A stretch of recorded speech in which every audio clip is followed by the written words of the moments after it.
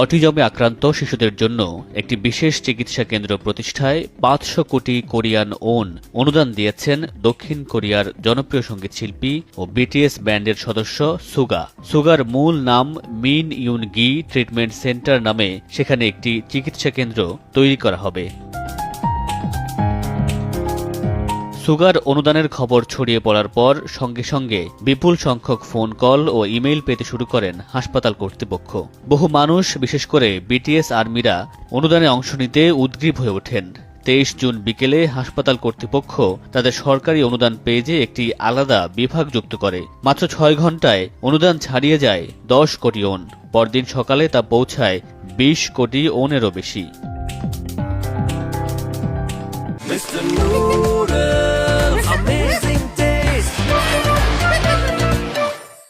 অনেক ভক্ত সামাজিক মাধ্যমে অনুদান প্রক্রিয়া বিভিন্ন ভাষায় অনুবাদ করে ছড়িয়ে দিয়েছেন, সঙ্গে যুক্ত করে দেন হাসপাতালের লিঙ্ক। এর ফলে বিশ্বব্যাপী ছড়িয়ে পড়েছে এই মহৎ উদ্যোগটি।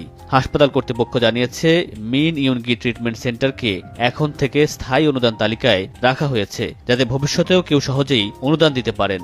২৩ জুন এই চিকিৎসা কেন্দ্রের ভিত্তিপ্রস্তর স্থাপন অনুষ্ঠানের আয়োজন করা হয়। ২০২৫ সালের সেপ্টেম্বর মাসে এর আনুষ্ঠানিক উদ্বোধন হওয়ার কথা রয়েছে।